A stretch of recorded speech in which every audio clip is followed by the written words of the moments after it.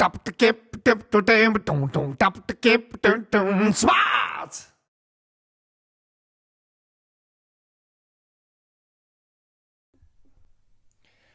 Voilà, ça y est, on y est. Le président Emmanuel Macron est à nouveau candidat à sa réélection. Il l'a fait savoir hier soir avec une publication d'une lettre aux Français dans la presse quotidienne régionale. Alors pourquoi déjà il n'a pas pu le faire autrement? Parce que l'audiovisuel, que ce soit en radio, en télé ou sur les réseaux sociaux, était vraiment réservé au président de la guerre, au président en crise, qui doit parler non seulement aux Français et aux Européens de l'état de la crise qui se passe en Ukraine, de la guerre, puisque c'est le seul qui est en contact avec Vladimir Poutine, qui est totalement bunkérisé. Et donc il doit rendre compte et il doit protéger à la fois la France et l'Europe, puisqu'il est aussi président de l'Europe. Donc il a eu raison de ne pas aller sur ces médias-là pour ne pas créer de confusion, ne pas qu'on lui reproche, bien entendu, d'avoir profité de cette crise pour sa propre campagne. Déjà qu'il y a eu pas mal de remous depuis quelques temps, on lui reproche de ne pas faire campagne, mais il est président de la République. Il a dit qu'il le resterait jusqu'au bout, jusqu'au dernier quart d'heure. Et là, je pense que le quart d'heure va être extrêmement long. Donc, il n'a pas choisi les médias audiovisuels, mais plutôt l'écrit. Et pourquoi la presse quotidienne régionale? Car c'est une presse de proximité qui s'adresse à tous les Français. Donc la lettre, évidemment, n'est pas très longue, mais elle est évidemment assez efficace. Elle n'est pas aussi longue que celle qu'avait écrite François Mitterrand. J'avais d'ailleurs participé avec chez RSCG à l'élaboration de ce petit livre, puisque c'était un livre un peu programme.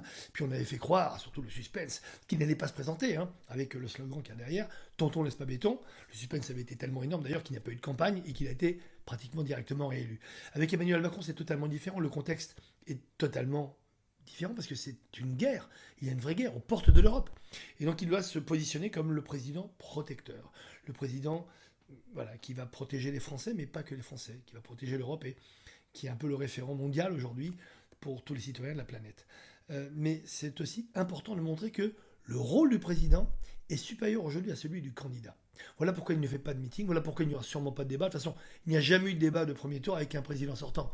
Donc c'est pas maintenant que ça va changer. Il y aura sûrement un débat de second tour, mais il n'a pas le temps de se préoccuper de cela. Et je peux vous dire sincèrement, s'il le faisait, on serait tous en train de critiquer. Oui, pendant la guerre, regarde, il fait des meetings, il va rencontrer les gens comme si de rien n'était. Non, il est président jusqu'au bout. Il l'a dit, il le sera. Jusqu'au dernier quart d'heure, jusqu'à la dernière seconde, jusqu'à la dernière milliseconde. Maintenant, sur le fond du message, sur le discours, il y a une différence fondamentale entre Emmanuel Macron et tous les autres candidats. C'est l'optimisme. Et oui, il y croit. Et pourtant, il a subi un vrai cumul de mandales depuis 5 ans. Il a tout eu. Des gilets jaunes jusqu'au Covid et maintenant la guerre en Ukraine. Eh bien, il y croit. Il y croit et c'est ça, dans son ADN, c'est son gène leader. Il y croit. Il y a cru déjà en 2017, alors que personne n'y croyait, sauf lui, mais il est arrivé comme ça. Et aujourd'hui, il continue à y croire. Et il est obligé d'y croire. Pourquoi? Parce qu'il veut véhiculer, à part le message de protection français, l'idée de rebond. Les crises sont toujours les meilleurs moments pour rebondir. Il veut montrer aux Français qu'il n'y a pas de fatalité. Le Covid, on a réussi à le combattre. La guerre en Ukraine, elle aura bien une fin et on espère qu'elle sera la plus heureuse possible et la moins meurtrière possible. Et donc il veut, parce que c'est son rôle, en tant que président et en tant que président qui doit être candidat dans le même temps, c'est assez inédit, montrer qu'il garde l'espoir. Mais oui, à quoi ça sert de se présenter face aux Français une deuxième fois, alors qu'on est vraiment les pieds et les mains dans la mouise, il ne faut pas dire autrement, si on n'y croit pas? À quoi ça sert? Donc ça montre à quel point il est réellement optimiste face à toutes les Cassandres, les corbeaux et ces personnes qui regardent, vous savez, dans le rétroviseur, la France de notre enfance plutôt que la France de nos enfants. Phrase récupérée à Eric Wirtz, très, très intelligente.